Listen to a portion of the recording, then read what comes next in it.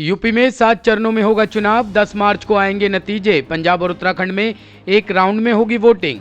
लोकसभा चुनाव के सेमीफाइनल कहे जा रहे उत्तर प्रदेश समेत 5 राज्यों के चुनाव का ऐलान निर्वाचन आयोग ने कर दिया है। 403 विधानसभा सीटों वाले उत्तर प्रदेश में 7 चरणों में मतदान होगा। इसके अलावा उत्तराखंड, गोवा और पंजाब में 14 फरवरी को एक ही राउंड में मतदान होगा। मणिपुर में 2 चरणों में 27 फरवरी और 3 मार्च को वोटिंग होगी। उत्तर प्रदेश में पहले राउंड की वोटिंग 10 फरवरी को होगी। इसके बाद दूसरे चरण का मतदान 14 फरवरी को होना है। 20 फरवरी को तीसरे और 23 तारीख को चौथे राउंड की वोटिंग होगी। 27 फरवरी को 5वें, 3 मार्च को 6ठे और 7 मार्च को 7वें राउंड का मतदान होना है। मुख्य निर्वाचन आयुक्त सुशील चंद्रा ने बताया कि 10 मार्च को सभी 5 राज्यों के नतीजों का ऐलान किया जाएगा। यूपी समेत सभी 5 राज्यों में वोटिंग का समय 1 घंटा बढ़ा दिया गया है। इसके अलावा सभी राज्यों में 15 जनवरी तक किसी भी तरह की rally, road show, bike rally, नुक्कड़ सभाओं पर रोक लगा दी गई है।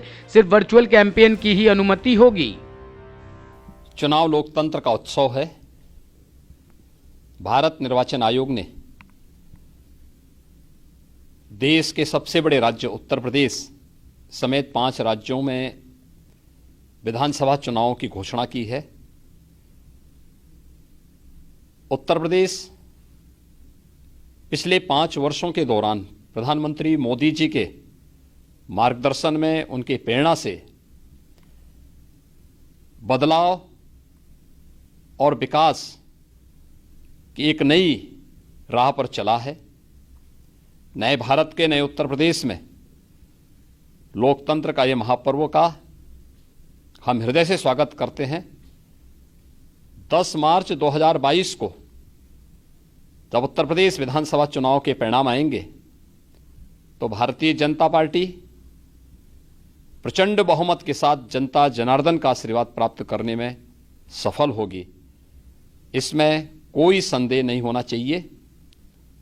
हां, कोरोना महामारी के दौरान सतर्कता और सावधानी हम जरूर रखें। सतर्कता और सावधानी से सरकार ने, डबल इंजन की सरकार ने पिछले 5 वर्ष के दौरान प्रदेश की जनता के हितों के लिए, उनके जीवन में परिवर्तन लाने के लिए, गांव, गरीब, किसान, नौजवान, महिलाएं और समाज के प्रत्येक तबके के लिए, उत्तर प्रदेश के समग्र विकास के लिए, उत्तर प्रदेश की बेहतरीन कानून व्यवस्था के लिए जो कुछ भी किया है, इन सभी उपलब्धियों के आधार पर जनता जनार्दन का आशीर्वाद एक बार फिर से भारतीय जनता पार्टी को प्राप्त होगा और प्रचंड बहुमत के साथ भारतीय जनता पार्टी की सरकार उत्तर प्रदेश के अंदर पुनः बनेगी, ये मुझे पूरा विश्वास है।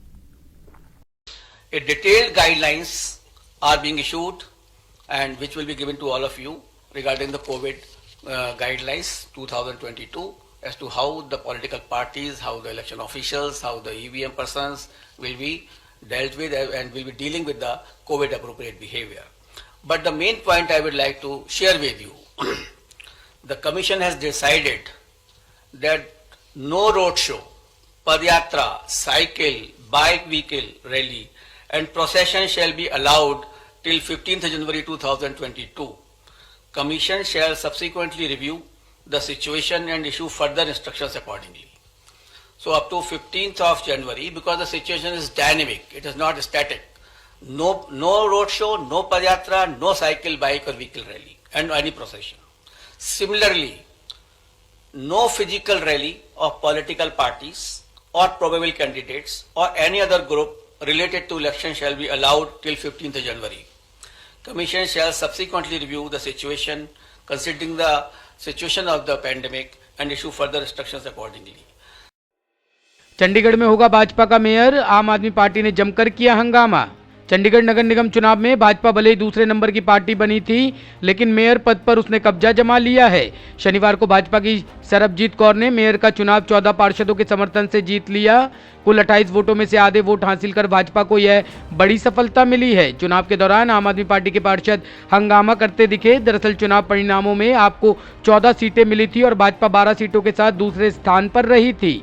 ऐसे में आम आदमी पार्टी का आरोप है कि भाजपा ने गड़बड़ी करके मेयर पद हासिल किया है। आम आदमी पार्टी ने अब मांग की है कि सीनियर डिप्टी मेयर और डिप्टी मेयर के पद का चुनाव अब बैलेट पेपर की बजाय हाथ खड़े करवा कर कराया जाए।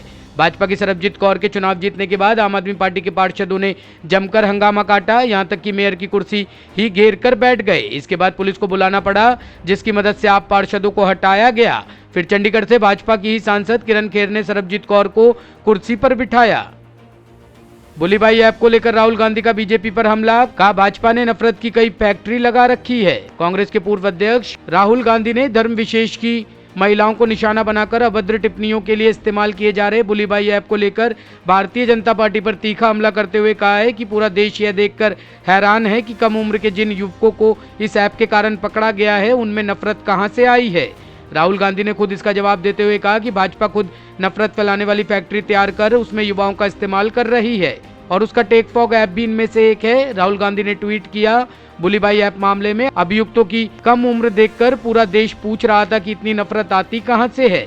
दरअसल भाजपा ने नफरत की नई फैक्ट्री लगा रखी है, टेक फॉग उनमें से एक है। इसके साथ ही उन्होंने वह खबर भी पोस्ट की है जिसमें कहा गया है कि टेक फॉग भाजपा का मददगार ऐप है जिसने साइबर प्लेटफॉर्म को नफरत फैलाने तथा छेड़छाड़ की ताकत दी है। इस ऐप के जरिए उपयोगकर्ताओं को दक्षिणपंथी विचारधारा के प्रोपोगेंडा से जोड़ा जाता है।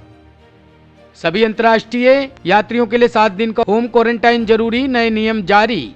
सरकार ने बढ़ते कोविड-19 मामलों और कोरोना वायरस के नए ओमिक्रॉन वेरिएंट के खतरे को देखते हुए भारत में अंतर्राष्ट्रीय आगमन के लिए मौजूदा दिशा निर्देशों को संशोधित किया है। नए दिशा निर्देशों के अनुसार पिछले 14 दिन के यात्रा विवरण सहित यात्रियों को उनकी निर्धारित यात्रा से पहले ऑनलाइन हवाई सुविधा पोर्टल पर एक स्व घोषणा पत्र में पूर्ण और तथ्यात्मक जानकारी जमा करनी होगी।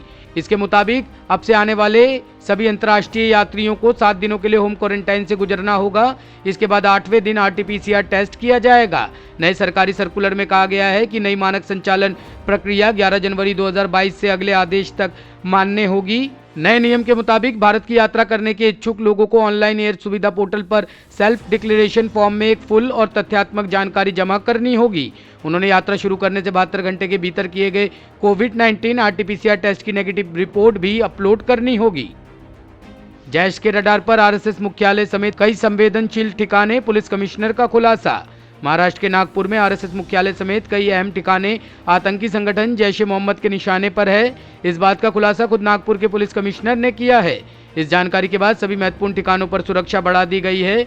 नागपुर के पुलिस कमिश्नर अमितेश कुमार ने जानकारी देते हुए बताया कि नागपुर के कुछ महत्वपूर्ण स्थान आतंकी संगठन जैश ए मोहम्मद के रडार पर है। उन्होंने बताया कि जैश के नागपुर के संवेदनशील ठिकानों की रेकी की है।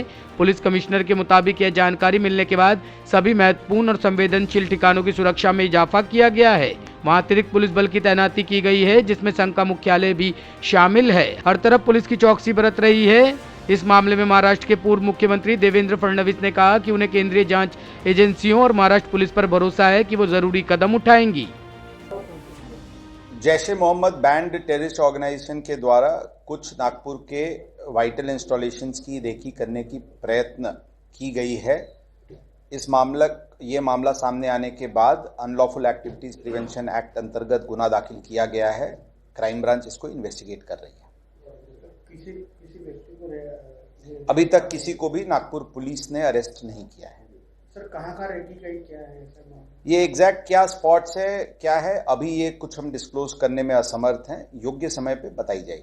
किस तरह की सिक्योरिटी बढ़ाई जाएगी? जो भी आवश्यक उपाय योजना है उसको जो भी वाइटल इंस्टॉलेशन है उसको सिक्योर करने के लिए और जो भी प्रोफेशनल उपाय योजना पुलिस के द्वारा आवश्यक है वो सब की गई है। और किसी भी प्रकार के आतंकवादी हमला अगर होता है तो उसको तोड़ देने के लिए और उसको न्यूट्रलाइज करने के लिए पुलिस दल पूरी तरीके से तैयार और सुसज्ज है।